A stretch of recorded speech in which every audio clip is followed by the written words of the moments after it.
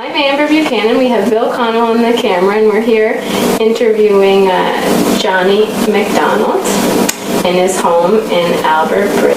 And this interview number is OIFS 1008002. Well, thanks for sitting down with us and agreeing to answer a few questions. My first question is, where were you born? I was born at Little River, Victoria County. Okay. And what part of Little River was it in? It's about a mile from the main highway. Okay. Rear Little River, was it? Rear Little River, okay. yes. Okay. I guess I'll get you to say your full name too. Might as well do that for the camera. John A MacDonald. John A MacDonald. Okay. So what year were you born? 1922. 22. December the 3rd. Okay. Did you ever hear the story of when you were born? The storm, you mean? The story. Did you ever hear the story of when you were born? Yes. I heard a lot of stories. But one of them was the snowstorm. The nurse couldn't get to the house. So the men had to go and tramp a path so she could walk. Okay. So I don't know if she was in time or not. Do you know who the nurse was? Yes. Hannah Matheson. Hannah Matheson. From the area. Hannah McIver is her name. I have a McIver in my name. And where would she have been from? Indian Brook. Indian Brook. So would she be like the midwife, or like she'd deliver the baby? She was a registered nurse. So she'd be there to help more so? Or? Yeah. Okay.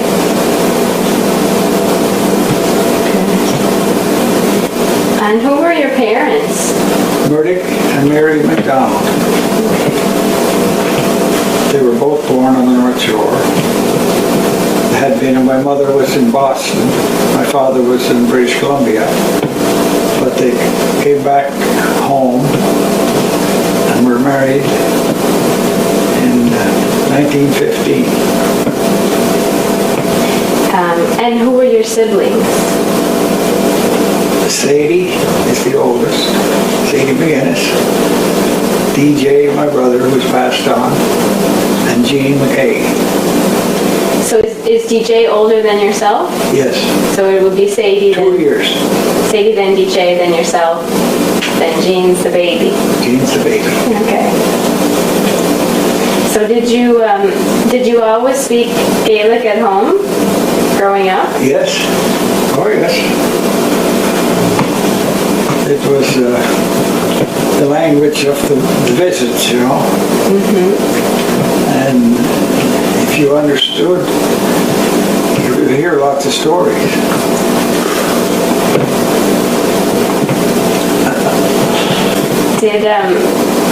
Who were the neighbors that were around you at that time in Rear Little River?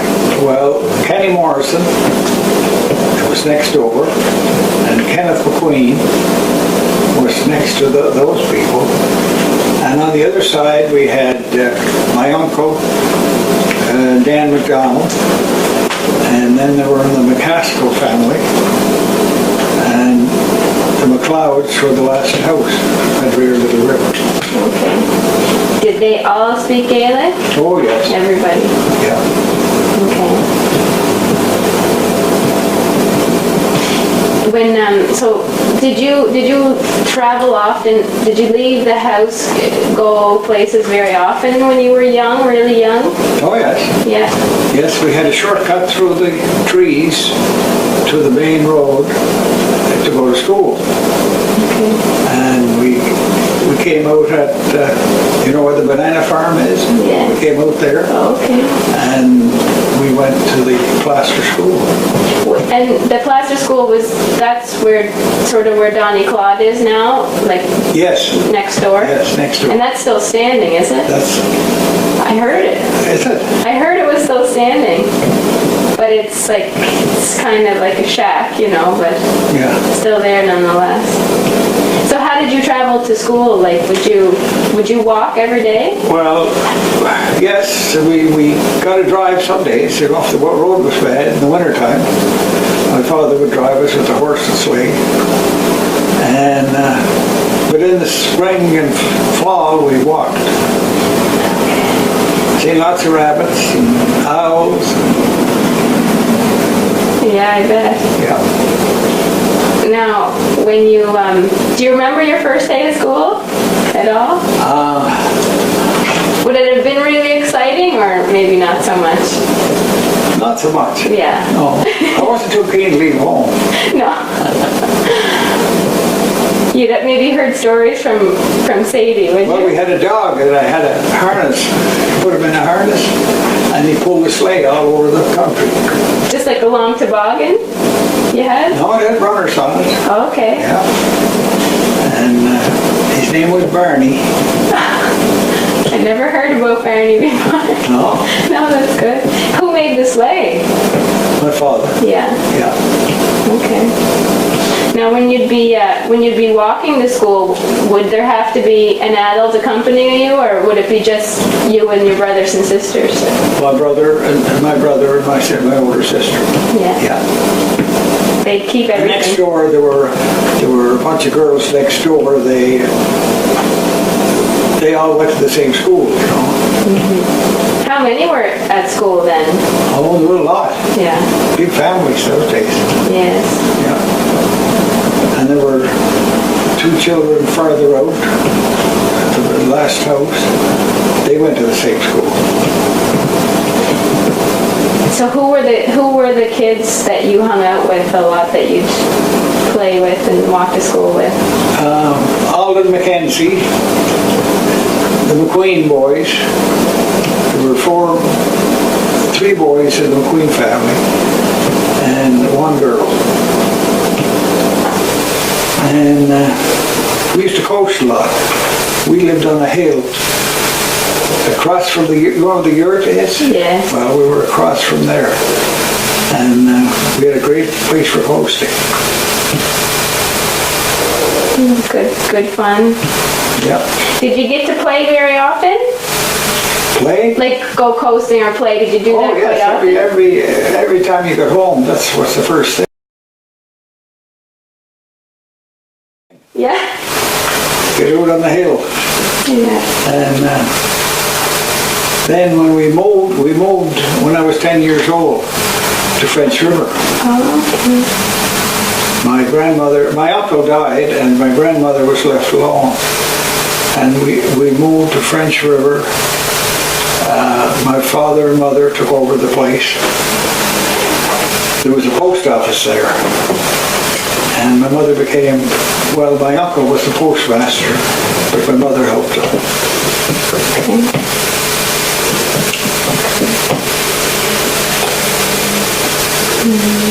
I was wondering if you had a memory in your mind that would be maybe like one of your earliest memories of being out the rear, or any kind of memory that would have stuck with you through the years. Well, it was during Depression we lived there, you know, and money was scarce. There was no money. And it was hard. It was a hard life, really. But my father was a fisherman, and he had a farm besides. So we had lots to eat. So that was important. Yes. Did your mother have a job before the post office outside of the home? No. No, she came back from Boston. She'd worked in Boston and came back from Boston and got married. And stayed home to look after the family. Mm-hmm. That was work enough, wasn't it? That's right. I'm learning that anyway. And would you, when you said you traveled, you had a path to the road, how far would you be able to go? It's about a half mile. to come out the other end, you know. And would you go up and down the shore, say, like, as far as Indian Brook, or? Well, the only reason we went through there was to go to school. Right. You know, that was a little river. And, but on a Saturday, you could go anywhere you wanted. Yeah. I also had a little calf that I had a harness for. And I used to hitch him up in the sleigh.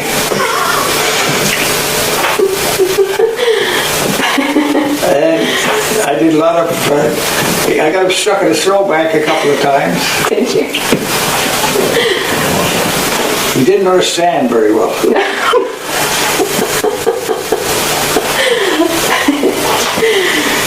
But anyway, he was handy. I bet. Yeah. What did your parents think of that? Oh, as long as I didn't abuse him, they didn't mind. Kept me out of trouble. Yes. What kind of trouble was there to get into? Not much. No. I wasn't allowed to go near the horse. The horse was kind of, she'd bite, you know. So I had to stay away from her. And, but the looking after the animals was a chore. Cows, sheep. And would you have, as a little boy, would you have specific chores that you had to do before school and after school? Oh yeah, you had to feed the hens. Would that have been like? If you wanted to eat eggs, you had to feed the hens. Yeah. And give them water, milk. At what age would you start doing chores? As long as you could carry a bucket. They put you to work. I remember, I tell you a little story about, we had a rooster and he was cross. And my father and his uncle, there was a load of rum on the shore in Recco. And they hitched up the horse and wagon. We never knew what they were. They went to Recco to see if they could get some rum. And when they come back, they were feeling pretty good, you know. So the rooster was out. I had just fed them. He was out in the trough drinking the milk. So the uncle went over and he poured his drink in the trough. Got the rooster drunk. And the poor rooster had only 2 legs, you know. He couldn't stand up. He was going head first and he was going the other way.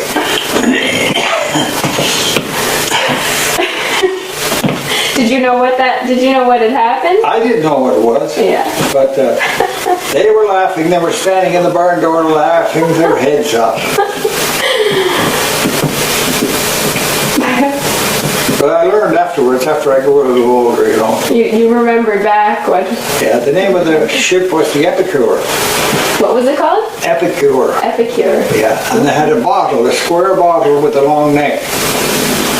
And down a lot of those bottles on the North Shore. Would the ship come often? Oh no, it was a shipwreck. Oh, that was... It wasn't supposed to go Fred. So everybody went and Oh yeah, took advantage. sold each other's rum. Do you know the people, do you know where the rum came from or who was No, boat it well, was? they come from rum row, what they call a rum row. The big ships would anchor off, and the little ones would ferry it into shore. Oh, okay. And then people would come and buy it from the wholesalers. Would they have been, say, from Europe or from Canada, do you think? Oh, there'd be a local. Yeah. There'd be local, maybe Newfoundland Oh, yeah. or Halifax or they had vessels, you know, sailing vessels. There were no engines. Oh, okay. And if a storm blew up, see, they may have been going into St. Anne's. And the storm blew up and they went on the rocks in Recco. Okay. So Is that how Wreck Cove got the name? Was it that wreck? I don't know, but there were a lot of ships wrecked there. Was there? Yeah. There are 2 wreck coves in Cape Breton. Where's the other one? One's down further, down near Cape North, Oh, okay. I didn't know. and one at North Shore.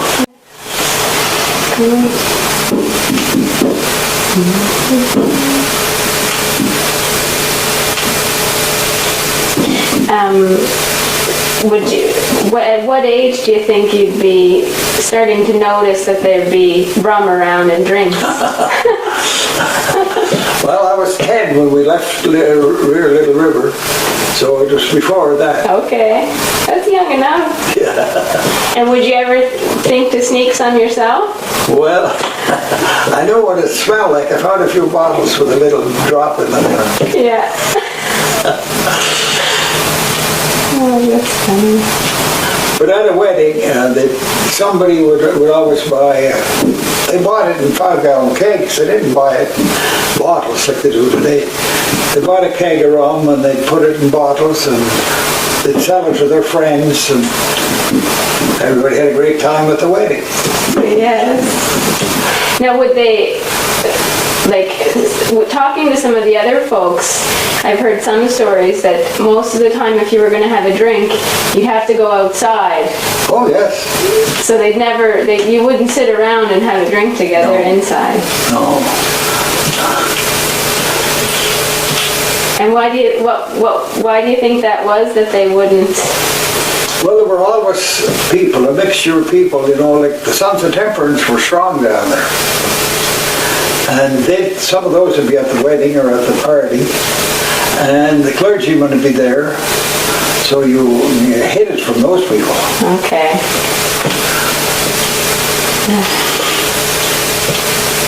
Just thinking back to the chores that you had to do, was there specific chores for boys and different ones for girls? Oh, yes. Yes? Yeah. What would that be like? Well, the girls mostly washed the dishes and made the beds and cleaned the house. The boys were out in the fields. There was always potatoes to plant and potatoes to dig, and I learned a lot about farming. And when I came here to Myra, first thing I did was plant a field of potatoes. Was it? Yeah. What year was that? What year? More or less, anyway. 66. 1966. Okay. And did you have a good crop of potatoes? Oh yeah, we had good potatoes. Mm-hmm. And now do you have potatoes now, or is it just tomatoes? Just a vegetable garden. Okay. Yeah. What kind of vegetables would you have back then at Little River? Well, mostly turnip, potatoes, carrot, and beets. Okay. They were the 4 staple vegetables. And then my mother brought the Swiss chard. She had tasted it in Boston, and somehow she bought some seed, and we started growing Swiss chard. Okay. So that was a good addition. We love Swiss chard. I bet. Yeah. A question I had that I hadn't asked earlier about going to school. I was wondering if everybody would have always had shoes. Well, in the spring of the year, you went barefoot. Did you? Yeah. And in the summer? In the spring and summer, it was barefoot, yeah. Would that be because it was more fun, or because there was no shoes? There was a lot of people didn't have shoes. And if you happen to step in a cow patty, it would squish up between your toes.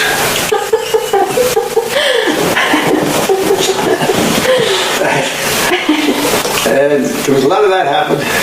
You get pushed in one. You get pushed in one. And what kind kind of, say, if you were getting into trouble like that, like say if you were told on, what kind of trouble would your parents get mad Well, easily? no, they didn't like it. No. No. What'd be some kind of punishment? Well, it was never harsh. No. No. No. Then you had to go to the woods to cut the wood, haul it home, you know. And that was a big job. Yes. Because that's all the fuel you had was wood. All winter. Would you have the fire going all night long? No, you weren't allowed. No. No. Be a waste, I guess, would it? No, they wouldn't dare go to sleep in case of Oh, yes. a chimney caught fire. Yes. But later on they got better stoves and they got a little braver and they used to leave the fire on all night. What kind of animals would you keep? Sheep, cows, and a horse. Was it a workhorse? Oh yes. Well, the riding, it was a dual-purpose horse. Because you traveled with the horse to go to the store, or all your groceries home. And they also worked on the road with a horse and cart, you know. Making the road. Fill the potholes. There'd be men raking rocks and load them in the cart. All this before an election, there was lots of road work. Was there? Yeah. And do you remember your mother shearing the sheep and making things with the wool? Oh yes. Oh yes. And my father used to shear them, do the shearing. And my mother we'd go to the river, a little river, and they would take the wool and wash it. We would take a boiler and boil the water, wash the wool, pick all the burrs out of it, and spread it out on the rocks. And by 4 o'clock it'd be dry, you put it in the bags to take it home. That'd be a whole day, you know. Okay. To boil it, you'd build a fire right there and build a fire right on the beach. Okay. At the river. And my job was gathering wood, you know, dead twigs of that. And it was a good day, good outing. Yeah? Lots of fun. Yeah. So after that was the process, after you take it home? Then they'd spin the yarn, make it into yarn, and then they double it and twist it. And they'd use that for making socks.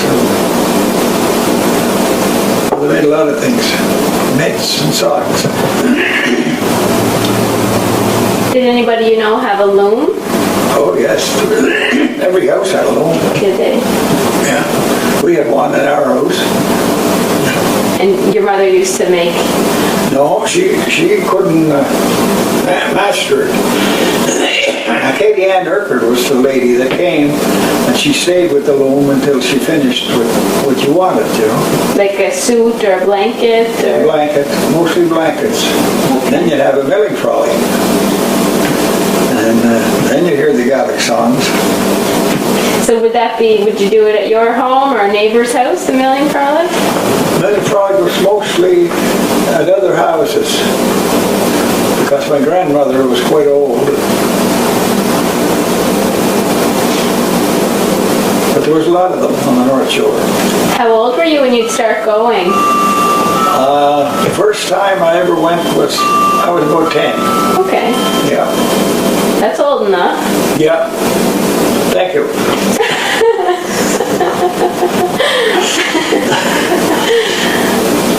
No, I think maybe at 6 or 7 they'd go, but they wouldn't be allowed maybe. Yeah. Yeah, we went occasionally, you know. We used to go to school concerts, And we had the school fairs that we'd have I don't know what you call it, a rah, what do you call it, yell, school yell. And you had the flags and there was the banner with the name of the school and the year. And we carried that very proudly, you know. There was a competition between the 4 schools. There was a prize for, I don't know what they got, but if it was a nice looking banner, the teacher was responsible for making that.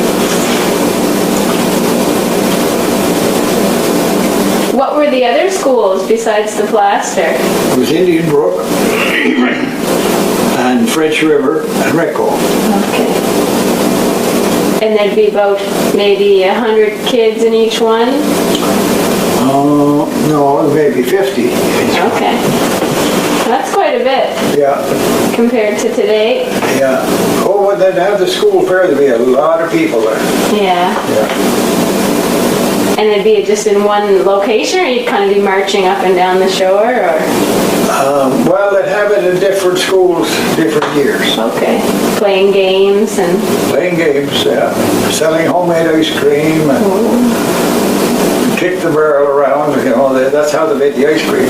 Okay. But the ice, it's the ice cream freezer's in the center, and you put the ice in all around it, and then you roll it. What, would you put you'd milk the cow and would you make your own cream? Oh yeah, make your own cream with the separator. Yeah. Or the old creamer that you put in the brook and cool it off, and the cream comes to the top. And you take the cream and it made beautiful ice cream. I bet. And what else would you put in for flavor? Well, they had different, vanilla was a big flavor, and orange, vanilla and orange. Lots of sugar? No. No. No, not much sugar. Okay. Was there quite a few stores along the shore at that time? Yeah, there was, about every 2 miles there was a store. Yeah. There was a big one at Britton Cove. There was a lobster factory there. And D.B. McLeod ran the factory, and he had a general store. So the fishermen sold the lobsters to him, and then he gave them credit for the rest of the year. Okay. So it was good in a way. He'd have quite a few things at the store? Oh yeah. A lot of things. It was a big general store. In Bretton Cove? In Bretton Cove. Okay. Do you know how many cents a pound they'd be getting for their lobster? There was low as 5 cents. There was all sizes too. You know, they holler today if they don't get $5. They were getting 5 cents a pound then. Yeah, quite a difference. Quite a difference. I'm just going to go back to the milling frolics you were talking about that they'd have. I guess, did you sit at the board? Oh, yes. Yeah. Yeah. Would you lead a song? Pardon? Would you lead a song, sing the verses? No. No, the older people did that. Mm-hmm. And who were the main singers at that time?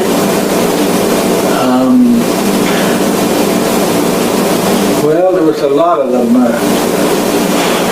The older folks, the Morrisons from Recco, and D.B. McLeod was a good singer. Was he? Yeah, he was good. And Malcolm McLeod. Yeah.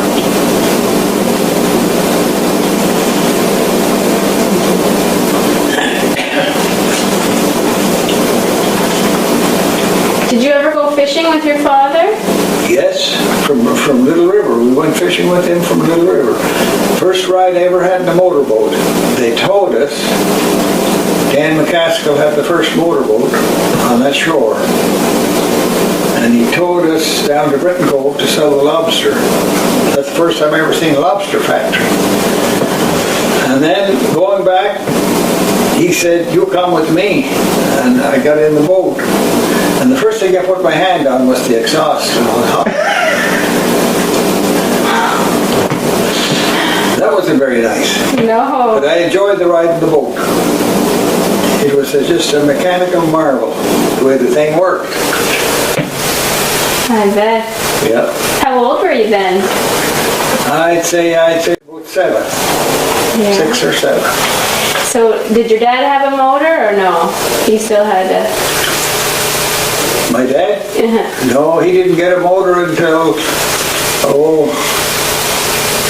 1936 or 37.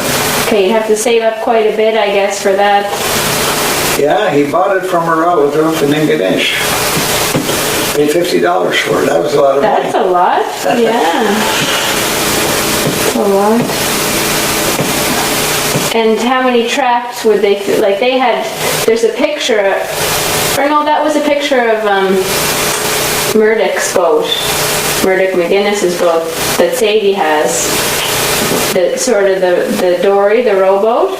Would your father's have been quite similar to that? Oh, yes. Yes. Yeah. Quite a few traps? No, there was no engine. No. No.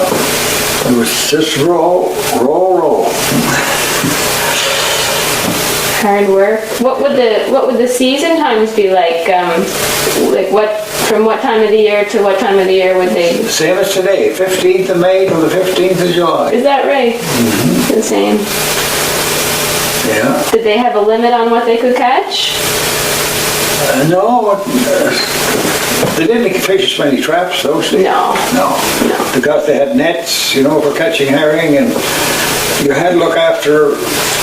When you went fishing, you had to look after the winter's fish, because you caught it while you were at it, when you were at the lobster. And fall fishing too. Used to go to Ingonish to a place called Green Cove. And they had shacks along the shore. They lived in the shacks, and they would row out, and they didn't have to go far. There was, right by the shore, they would catch all kinds of cod. That was your father would go do that? Yeah. Okay. So when he'd be going to Little River, say, like he'd go to Ingonish, he'd stay there for what? A week, maybe. A week, yeah. Yeah. And at Little River, would he come back most evenings with fish for supper, or would that be saved for the winter? Well, there was all kinds of fish some days. You just had to prepare the fish. You had to salt it and dry it, or herring, you salted it and left it in the barrel. But cod, you dried the cod, and the dried haddock, and you saved that for the winter. Did you enjoy the salt fish? Yes, because you ate it with pork and potatoes and turnip. But the doctor says it's not good for you. The salt fish. Salt is no good for you. I guess you and Sadie aren't doing too good.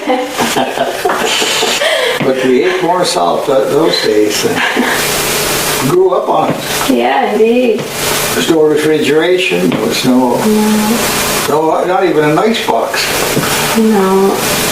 Then the ice box came along, and everybody got an ice box. We used to put up ice at French River to use all summer, Then the power came along, and the refrigerator came and followed it. What year did the power come? It was in the 1946. Okay. And did you notice a major change in your life once that had come? Oh, it was much brighter. Yes, I bet it was. Yes. Would you sit at night and read a book, or? Oh, yes. Yes. Yeah. Well, you could do that with the lamp. Sure. And then we went gradually from the kerosene lamp to the Aladdin. And the Aladdin lamp was nice and bright. It was a mantle in it, you know. White mantle would turn white.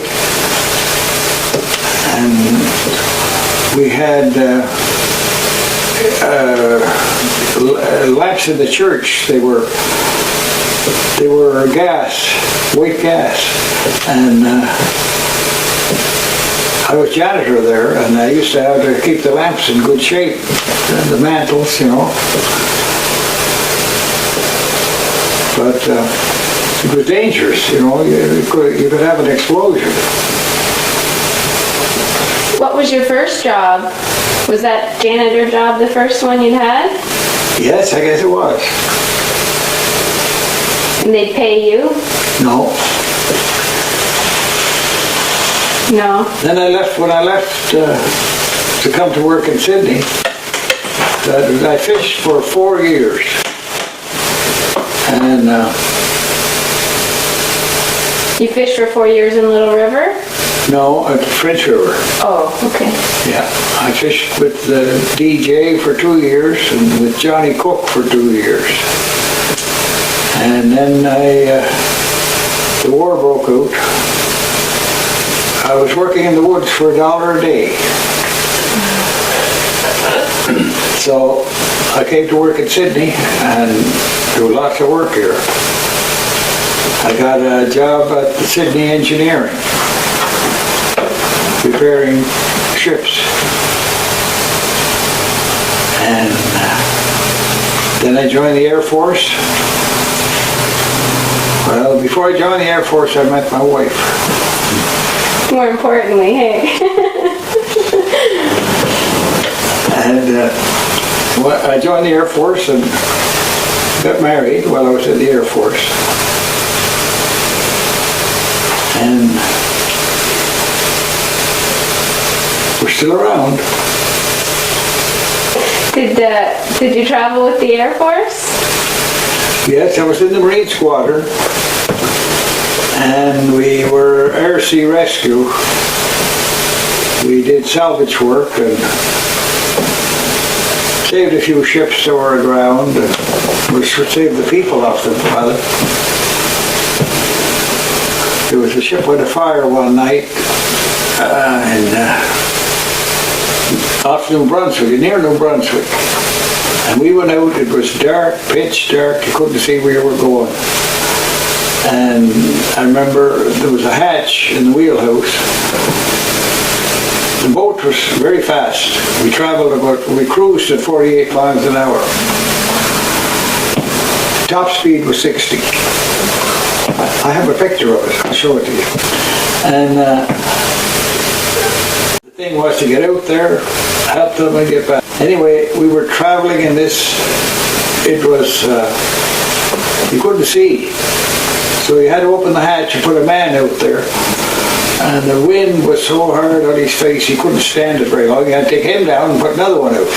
So we had 10 in the crew, and everybody had a red face the next day. Anyway, the course that he had charted, we landed right on the fire. The ship was afire, and the crew were all, and the skipper had his wife and family aboard. They lowered a rope ladder down over the stern, and they all crawled down the rope ladder. And we saved them. Wow. We were in underneath the stern. The ship went aground, head first, bow first. How many were on the boat? 29. 29 people. Yeah. They were some happy to see you, no doubt. Oh, yeah. There was one woman and one child. Wow. Yeah. We worked our way back the way we went in, you know, the same course. And the skipper got the Order of the British Empire. metal. Okay.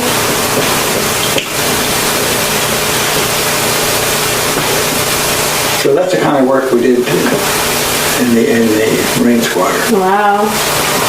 That must have been quite adventurous having come from Yeah, the it North was. Shore. It was. Very interesting. What? You never know when you're going to get a call. Okay. You were on call all the time. You get the message, you were gone. What year did you leave the North Shore? Just trying to think. put it together. 1940. 1940. So you would have been not quite 20 years old? Yeah.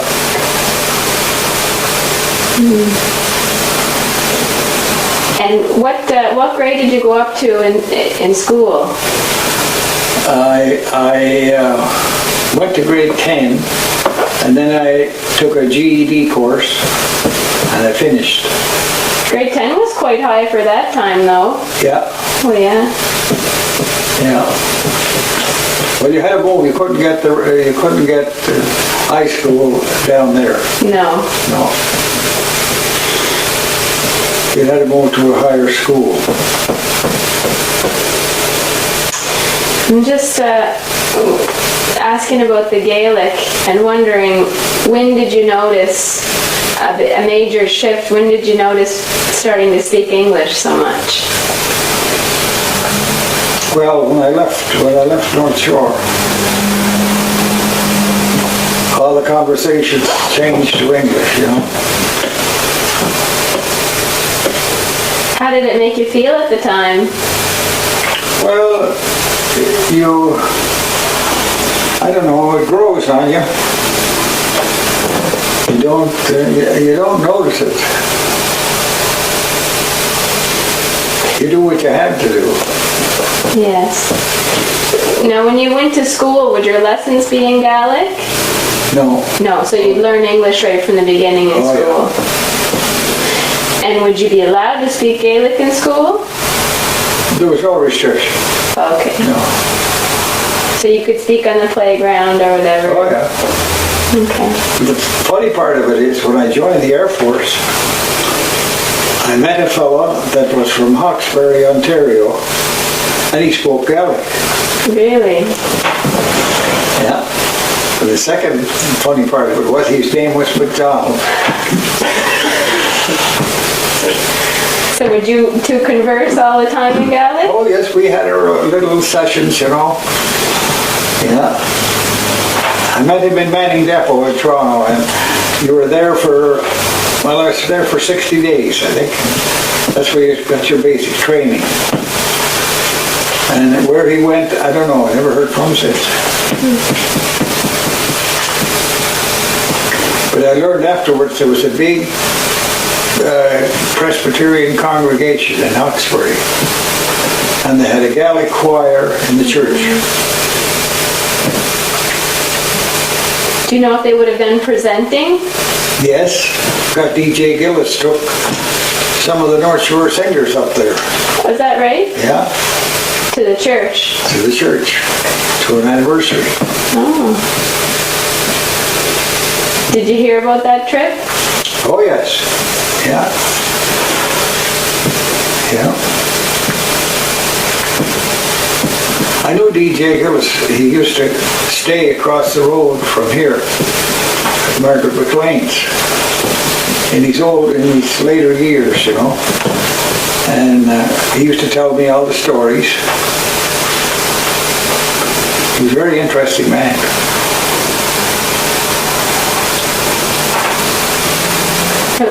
Do you remember any stories about trips they'd go on?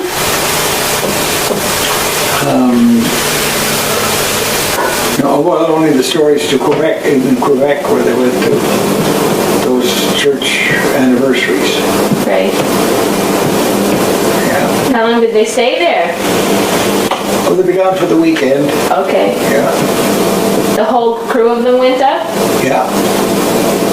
Did you notice on the shore, did you notice people starting to use English a lot more at any point? Oh yes.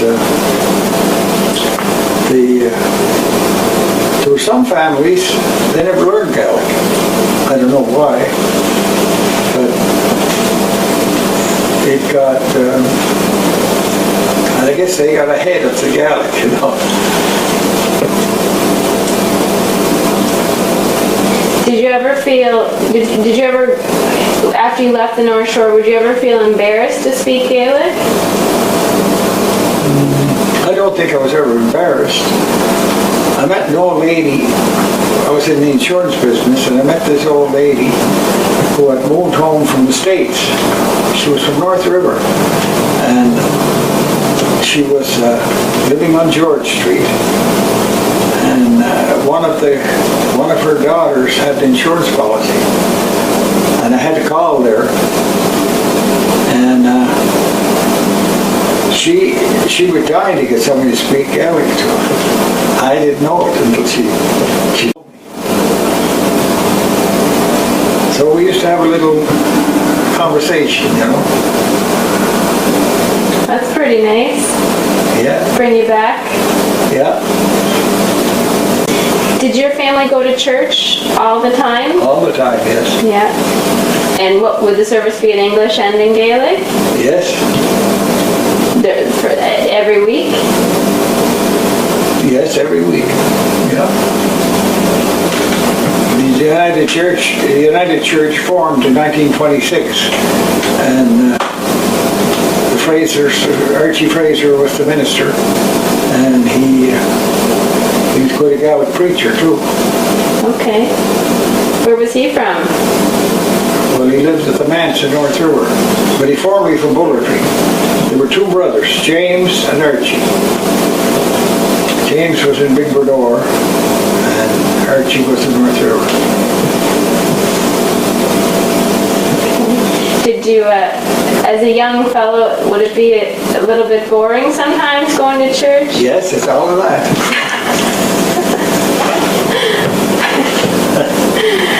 And what about the presenting? Did you enjoy that portion of it? Yes, presenting was nice. Yeah. As long as they weren't too long. I've heard people say it would give them goosebumps listening to it. Yeah. No, I wouldn't agree with that. No? No. Maybe depends on who's singing, I guess. Yes.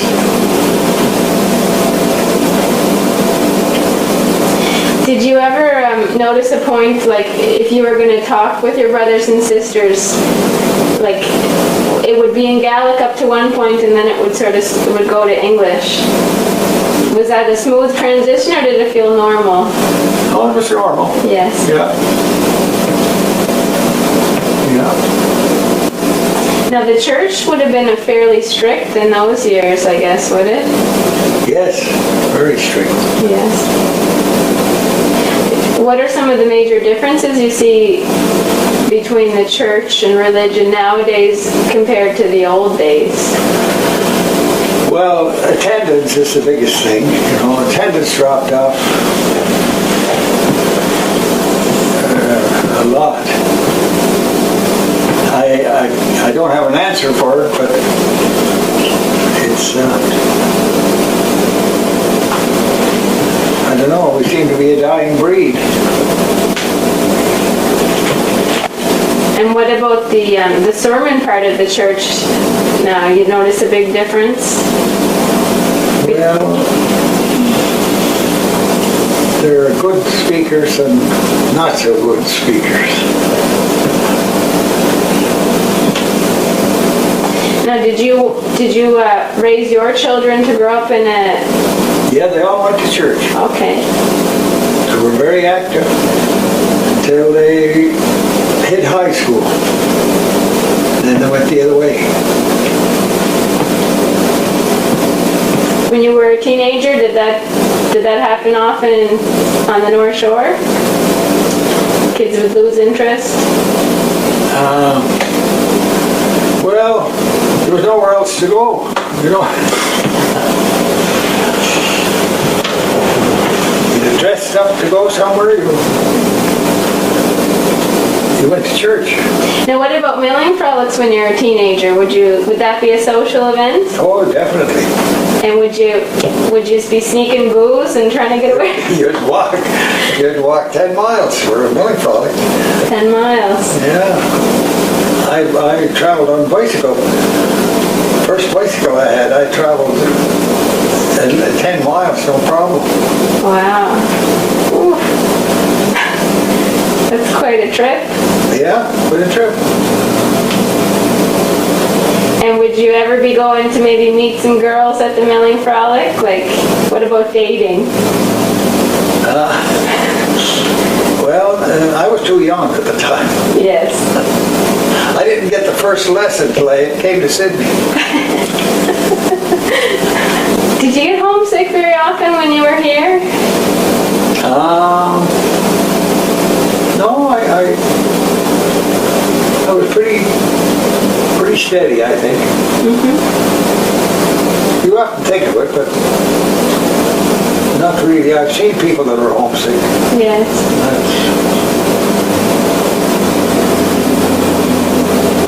Not very nice. Hard to get them off it, you know. Mm-hmm. There was a period, Susan was saying, when you moved back with your family and lived with DJ. Mm-hmm. How old would your kids have been? I guess Susan was 4, I think. Yeah. Wayne was going to Quebec High School. He's the oldest. He would have been 16.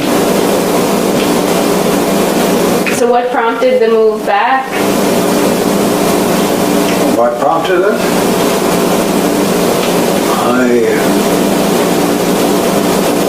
I don't know I don't have a reason. What was it like going back with a young family? Well, they all went to school at the time. So you were telling us about when you went to Iceland was it that same boat? Yeah. Okay. No, we went out there on the supply boat. We had to bring supplies out to the there was an Air Force, a radar station there.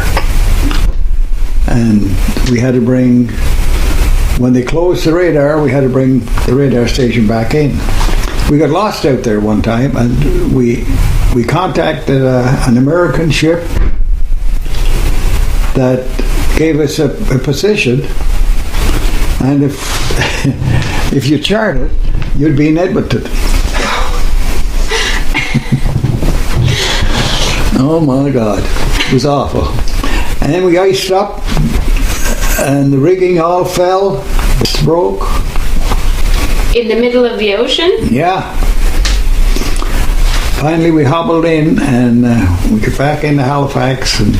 But the only reason we got back in is they had big wooden mallets, and you kept breaking the ice, breaking the ice off them. She just keeps building until you roll over. Wow. And how long of a trip would that have taken to go there and back? Out there? Well, it's probably take 10 days out and back. Well, that's not too bad. No. Considering the distance. Iceland is straight. Did you spend any time in Iceland? No, well, during war, Iceland was supposed to be neutral, and but you weren't allowed ashore. You went there, you unloaded, and you come back. Right. Fueled up. Charles asked. I talked to Charles, and he told me to ask you about Angie Tom. Oh, yeah. Well, Angie Tom was a special man, very special man. He was our neighbor, and he was a superb craftsman. He was your neighbor where, here or? French River. French River. Yeah. He could make anything, do anything with wood, and he made most of his own tools. planes, chisels, all that kind of stuff. And snowshoes, you'd never seen snowshoes in your life until you'd seen Aggie Tom's. What a skill. Oh, skilled. He was skilled. And they had a trapper's cabin back in the woods, about 6 miles back in the woods. And I used to go out there with him. His partner was Neil R. MacDonald. That'd be Stuart's grandfather. Yes. And they were buddies, you know, and when the snow would come, them years, you could have snow in November, and they had to wear the snowshoes. You see two tracks of snowshoes going by the house. They used to go right past our house until they hit a road that went up the mountain and over the top, then out to Indian Brook. Indian Brook Lake is way back over the top of the mountain. Oh. They'd go out back there to trap, did you say? Yeah, they trapped link, otter, mink, fox, snare the fox on the river, you know, rivers and brooks. And there was one story, Angie came back from he'd take the west run, and Neil R. would take the north one. And Angie came back with a cat. He had a lynx, and the thing was frozen stiff. So he put him in the cabin, and he went out to cut some wood. And Neil R. comes back, and he went in the cabin to get ready for supper, you know.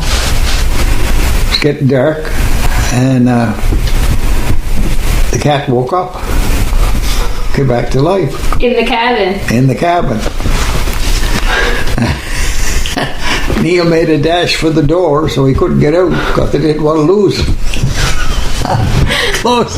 The door was half. It was a half door.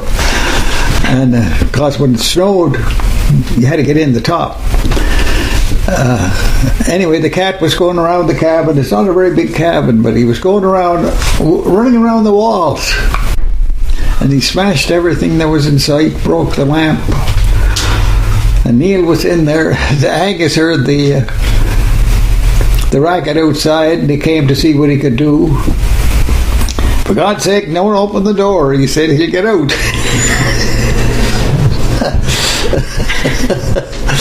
Anyway, he found something in the cabin and he hit him with it and knocked him out. Wow. Yeah. What an adventure. It sure was. Wow. But Angus, as far as craftsman, he was a super craftsman. He could build boats, he could make butter churns, you know, and he had something about him. He could fit wood together so that when you put the cream in the churn, it didn't leak. Some people would make a churn and cream would run all over the floor. But he'd make a tub, a butter tub. You know, they stored the butter, winter's butter, in a wooden tub. And no nails in it. The hoops were locked like that, you know. And he was really good at it. Do you know how he would do that? Because you do woodworking yourself. Oh yeah. Yeah. Did you learn? Oh, I spent a lot of hours with him. Yes. He boat building and that, you know. He was a master. How much older would he have been than yourself? Oh, he'd be quite a bit older. He was born about 1900. And how did he learn? You know, I could never find that out. But it must have came. No, he had a brother. He had lots of brothers. He had one brother who moved to British Columbia, Neil, and he was a good boat builder. It must have been in the genes. Sure. Yeah. So how would he bend the wood to get the butter churner? Well, to make a butter churn, well, you made the staves, and each stave had a little bit of a curve in it. You plane them more on the edges, and you have another plane to take the center out. And when you stand it up, it's curved. And then the bevels, where they come together, he had a knack of making those bevels so that there was no space at all. And he'd have a glue, would he? Pardon? He'd have a type of glue? No, never glued nothing. Wood to wood. And how would it stick? The hoops come around. Oh, that. Oh, yes. And then you put the bottom in, and when everything closes up, it fits so slick that the hoops hold it all together. Then you put the cover on. Wow. It was marvelous to watch him work. And when somebody would get married and they have a housewarming, he'd make them a tub or a churn. Sadie's got one of them. Does she? Yeah. And he was given to her at the housewarming. Wow. Yeah. He never forgot anybody. He was a man that worked quietly, and he was a marvelous man. And he loved the trapping business. Trapping furs. Yeah. He was never idle. He always had something to do. When they would trap the furs, who would they sell them to? Oh, you shipped them to one of the big the fur auctions, you know. There was one in Ganesh, and there was one in New Brunswick, and they'd ship all kinds of furs. Would they get a good price for them? Yes, they would get a good price. Not like today, you get more money today, but it was good then. Was there other fellas around like Angie Tom, or other fellas that you'd look up to in that way? Well, Tommy Peggy, that'd be Angie Tom's nephew, another fella. And Tommy and Sandy Urquhart, they trapped together. And they were in the same game. So could you tell me who Angie Tom's parents were? Thomas MacDonald was, that's why it's called Angie Tom. You always took your father's name. They called me Johnny Murdoch because my father's name was Murdoch. And Angie Tom, he's the son of Tom, you know, Tom MacDonald. Okay. Charles asked me to ask you about a lime kiln. Oh yeah, the pit. He made his own lime. He'd get limestone. You know, the cliffs in French River are full of lime. He'd take the limestone to this place by the graveyard. There was a hollow there. And he put a layer of dry hardwood in, then a layer of stone, then he put a layer of hardwood and a layer of stone until he had it built up about that high. And then he'd set fire to it, and it would burn all night. And next morning he'd go down and throw a bucket of water on the stones, and they'd all go to lime. The slack, that's what they call slacking limestone. Would that have been the wharf? The wharf? Like, what was it that he was building? What is it? Well, you use lime for mortar if you're making a chimney, building chimneys. And, you know, like cement, they never had cement them days. They used lime. Yeah. And lime will dry and hold your bricks together. So he was good at that too. He could build a chimney. A brick chimney. Yeah. And they never had linings to follow, to follow up. They just built the chimney, and they were wonderful. Can I ask you a bit about the North Shore Gaelic singers? Well, I knew them all. Yeah. They were a wonderful bunch of people, group of people. They once they became known at the big exhibitions, they went away to the States and Ontario. And I remember one time they were coming back from the States, and the Queen was coming to Sydney. And the picture is on the back of one of the records. They were at Wentworth Park in Sydney singing a song for the Queen. And that's I took the same picture, and I searched for it yesterday. I couldn't find it. Wow. How did they feel about playing? Oh, they were honored. Yes. Yeah. Because in where's that place in Scotland, Dolly? Where the church is.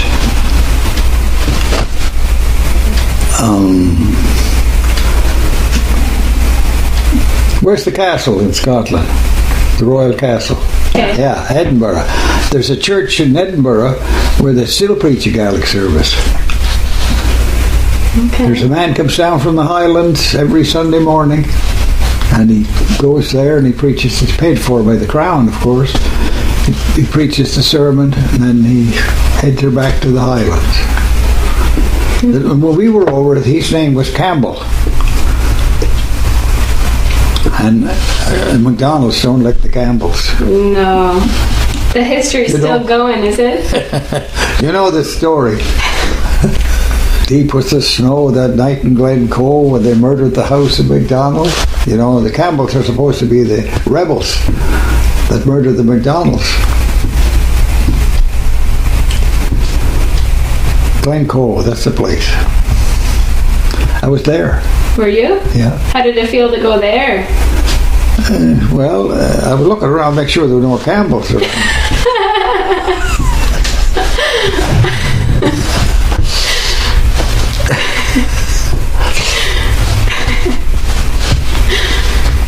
Did you enjoy your trip to Scotland? Yes. Oh, I like Scotland. Much like home? Yes. You know, a funny thing about Scotland, you meet people and you'd swear you were walking out the road to Tarbert. They're easy-going people, you know. There was, we were in a store there called the Woolen Mills, and some man had left a book, and he came back and he was raising Cain because he left his book, he says, and he can't find his book. He was in an awful state. And the woman said in Gaelic, "I never seen his damn book."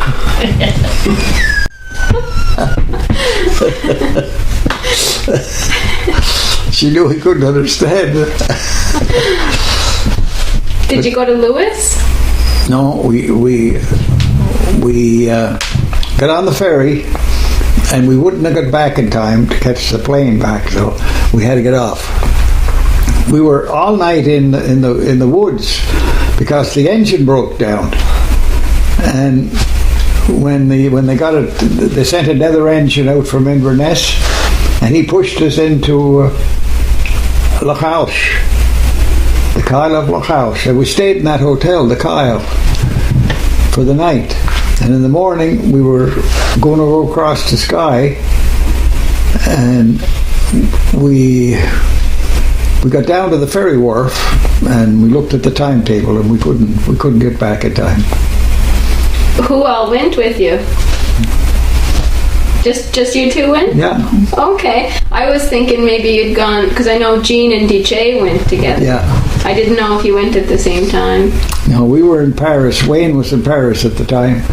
And we come back over and we toured Scotland and part of England. We went to the palace where the Queen was. Wow. So you've done a fair bit of traveling. Yeah. It's changed a lot, hasn't it, the North Shore? Oh, yes. How do you feel about the change that you see? Well, I don't know. I guess there was nothing they could do to stop it because people moved in from other parts of the world and the language changed. But anyway, I'm glad to see that some of them are taking up the Gaelic language. Mm-hmm.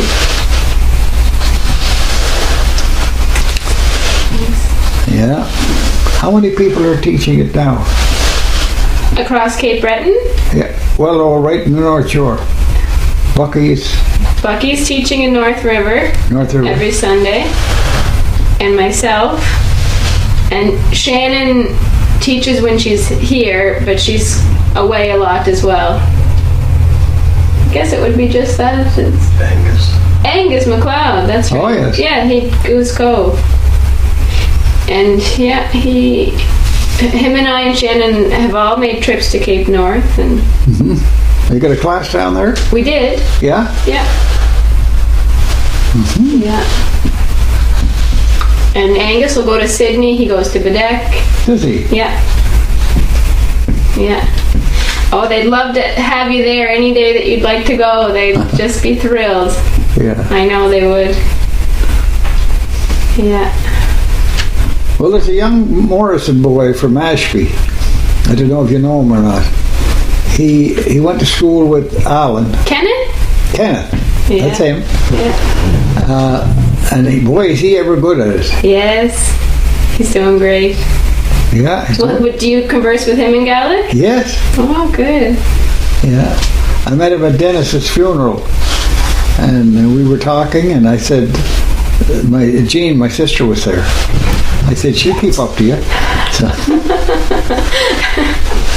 So he got in a conversation with her. But he's done well. Yes, he has. It's nice to see the young folks learning. Yeah. Do you think it'll make a comeback? Well, some will pick it up. Yeah. There'll be a percentage. Yeah.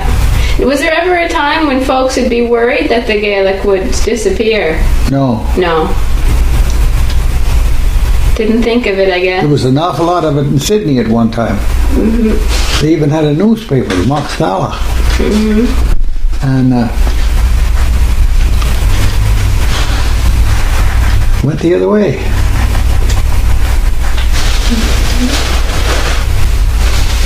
But we met when we were in Washington, we met a group from Brittany who spoke Gaelic, but we couldn't understand any of it.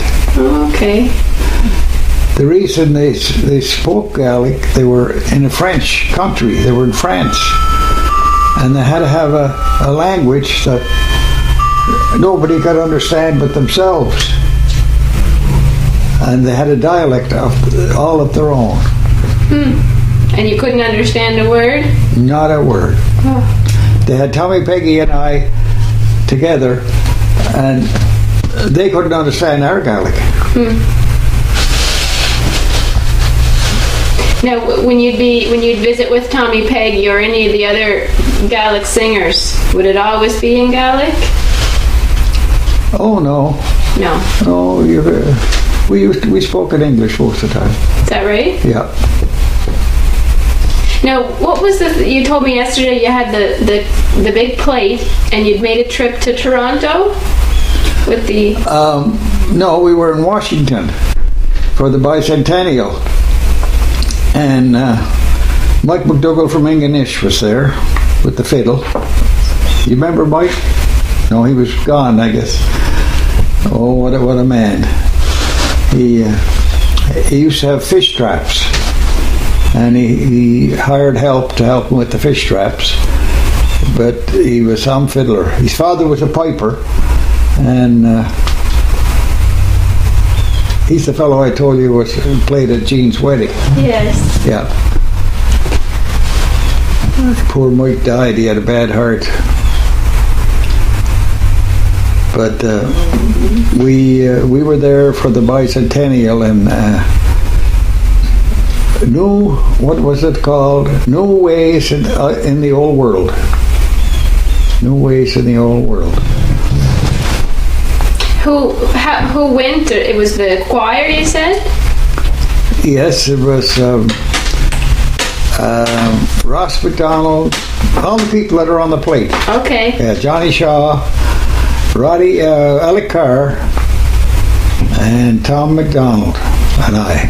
What was that like to go to Washington? It was new for all of us, but when you got fellows like Alec Carr and Tommy and Ross, you got no worries. You know, one night we were watching the group from Brittany go through their paces. They had a sort of a drill they went through, you know, and they were making a lot of noise. They were banging sticks, you know, and everything. And the security in the building come in and said, they looked at poor Tommy, he was sitting there. They said, "Do you understand English?" Tommy said, "Yes." They wanted to close us down because of the noise. But it was the group from Brittany that was making the noise. They were going through their dance. They had a dance, and they were banging hardwood sticks onto different things. They were really noisy. But anyway, we lived through it. I hear they're quite the jokesters, those fellas. Alec Kerr? Oh yeah. Alec Carr was a good fellow. Yes. I got a kick out of Alec's wife. I went up to the deck to see DJ. He was in the home. And Alec's wife was in the home too. So I went over and talked to her, and I said, I was in to see your husband Alec. He was in the hospital. He had his knees done, you know. And you sure it was my husband? She said. I said, I'm pretty sure. Was he swearing? Alec was an awful man to swear. And Alec, he wasn't a drinker, you know. No. Never drank. I remember they passed a bottle of rum around. We were on the main stage in Washington, and they passed this bottle of rum around before the Billy Frolic started. And Alec took a big slug of it. He didn't know what it was. It was about 80% overproof. And JC, he yelled.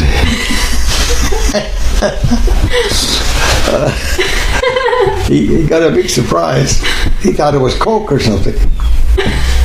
Took a big swallow. It was a hot day. You had a milling frolic in Washington? Oh yeah. Yeah. What did the crowd think of that? Oh, they were crazy about it. Yeah. I'd never seen it before. Old Ways in the New World. That's what it was called. Old Ways in the New World. Okay. And you'd sing the choruses with them?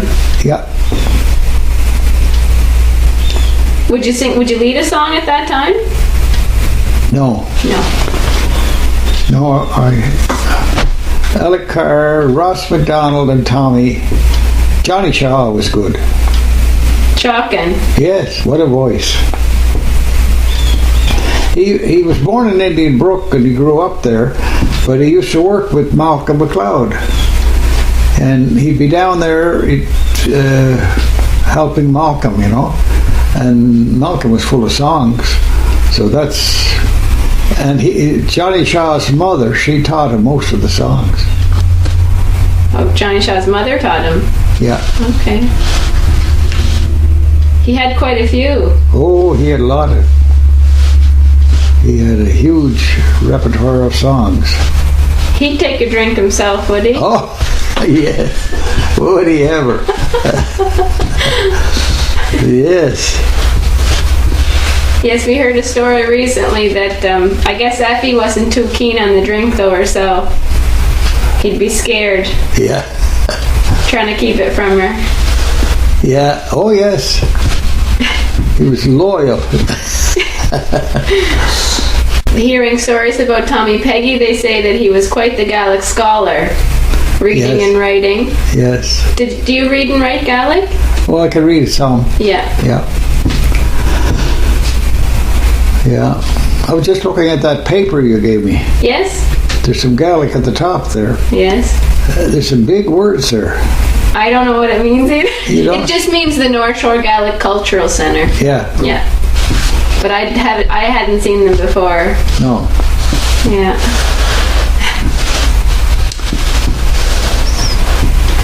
Yeah.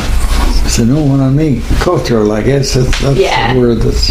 They probably got it maybe from the dictionary. Yeah. From Bucky. Oh, from Bucky. Oh, good. Yeah. Bucky had that one. I have a Gaelic dictionary. Mrs. McMillan gave it to me. She was a school teacher. And one time here I think he was a school teacher. He came from Scotland. He started Gaelic classes, and he got everybody to buy a dictionary. And they had him come from Glasgow, printing company that he knew over there. So all his class had a dictionary. So Mrs. McMillan gave it to me. Well, I feel like I could ask you about a million more questions, but I'm going to stop because I don't want to go on for too long. I know you have other things to do, but I'll pass it over to Bill. I'm sure he has a question or two, but will say thank you very much. Thank you. I have a few questions. You said that your mother went to Boston. She would have gone when she was quite young, before she was married. Yes. That's unusual for a young girl from the North Shore to go to Boston? No, there was an awful lot of girls went from the North Shore. Huh? All the young ladies. Well, you take Norman MacLeod's crowd in Britain Cove. All his girls ended up in Boston. Kathy and Peggy and Tootsie and Grace. They all Grace just died 2 months ago. Mm-hmm. She died in Bedeck. See, and McGinnis's, Alistair's family, all his sisters ended up in Boston. And what would they work at when they were there? Well, some of them went and cooked in, there was, all the millionaires had cooks hired and household help. And they got started there. Now, Alice MacLeod, that'd be DB's daughter, she got in with Maytag Washer. She became the accountant. And there was some of them worked their way up, When you said they kicked the ice cream barrel around, did they literally kick it? Because I've seen them with a crank on them. Well, some of them have a crank and some of them don't have any crank. But this one here, you roll it, all over the field. Be a good job for the boys. Yeah. Okay. You had sneakers on, you roll the barrel. You mentioned your old school yell. Do you remember it? No, I don't remember. You're not willing to go quite that far. I know the last of it was French River School. Yes, yes, yes. In English? Yeah. Always in English? Yeah. Yeah. What kind of fuel did they burn in the Aladdin lamp? It wasn't kerosene. White gas. It was naphtha gas. Naphtha. Yeah. Okay. Okay. And when you were in the woods working for $1 a day, what was your job? What kind of work were you doing? Well, we were making laths for lobster traps, and we'd cut the logs. The whole crew in the woods cutting the logs and blocking them up. And I had my uncle's horse, and hitched her up to a kind of a bobsleigh and put about 5 of those pieces on the bobsleigh and haul them out to the mill. And the boys were there sawing them. You said that Gillis took some of the North Shore Singers to Ontario to Hawkesbury. Did you go with them? No. Do you know who went? Some of the people that went? I know Alec Carr was one of them. Tommy Peggy. And Johnny Janix. And Malcolm Angus, of course. He went. Was that the same as the Montreal trip, or is that a different expedition? Because I haven't heard of either of those. Well, there were two communities there.